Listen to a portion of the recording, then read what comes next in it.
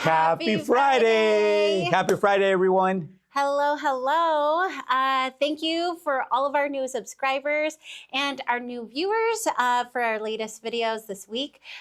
So excited. Again, shout out to the first-time homebuyer family that we just got into escrow and helping them along our journey. Yes, I'm excited too. We both are excited. That was it's been a great week. We started Monday talking about what the process of how to prepare yourself to get pre-approved, right? Yes. And if you're not fully ready to come in and meet with us with all the documents, it's okay. You can come and have a conversation with us first to get to know us and kind of see how you're feeling, if you feel comfortable with us or not. We hope you do.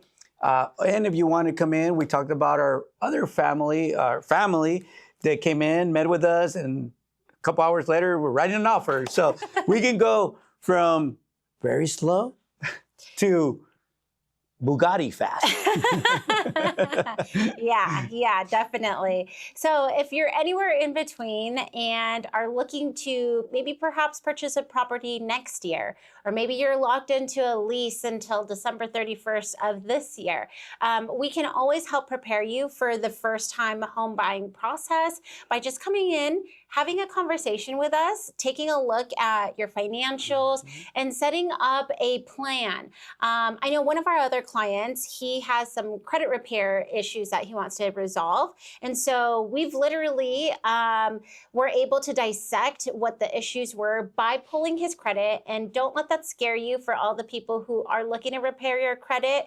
Having to get a hard pull on your credit is not necessarily a bad thing, especially if you're not going to be ready to buy a home within 90 days, which is how long a pre-approval is good for, right? Mm-hmm. Then having to do that and diagnose your credit report, we can literally tell you, okay, this is the creditor who you need to call and negotiate to either get taken off of your collections or your report, or even ask for a settlement agreement. Yeah.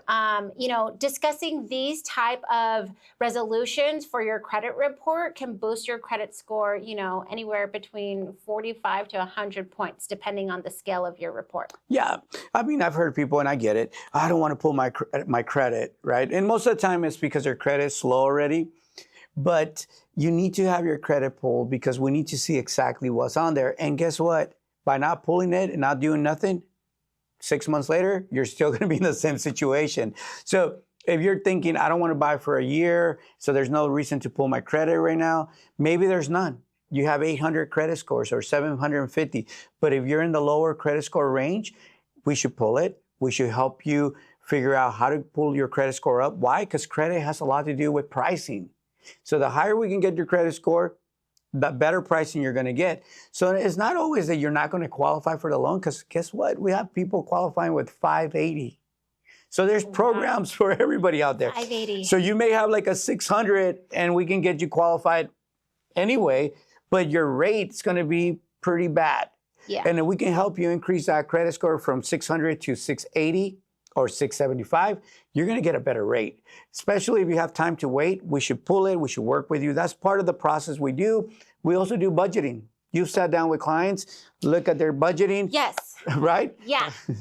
And also too, having to work with this one client who I'm thinking of right now, shout out to you if you are watching this video.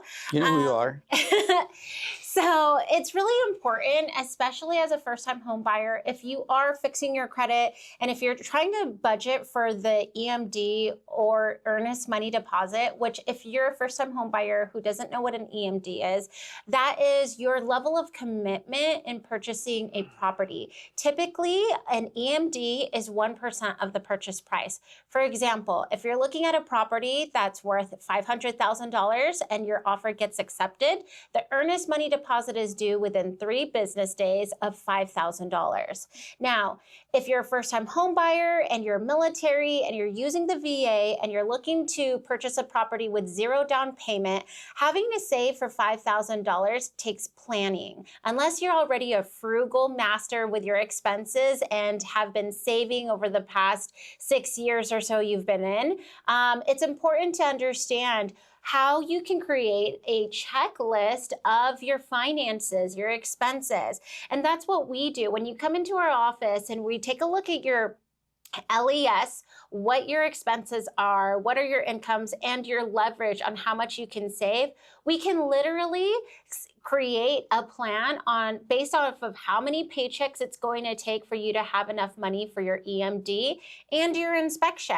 The inspection fee is anywhere typically between $400 to $600, depending if you're military or not. This is going to be a non-refundable fee that's going to help you get a report probably the size of this big. Their job is literally to tell you everything that is wrong with the property. Now, don't let that scare you. Now, it's my job to negotiate in your best interest, making sure that you get the best deal out there. So having to sit down with you, taking a look at the report, making sure nothing is going to be a deal breaker, that inspection fee is a non-refundable fee for you, because if in the event that it is something that you do have to walk away, that report stays with you forever. So that's the reason why it's a non-refundable fee. Now, moving forward, if you were to back out of a deal based off of the inspection, you can get your EMD back.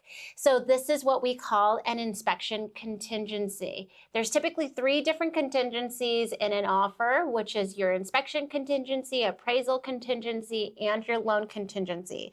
This is the reason why working with a real estate professional and a real estate broker is very important. You want to work with a professional team that's really going to fight for your best interest. And having to have those 3 contingencies in place, you want to work with a mortgage consultant who knows their business. Their business.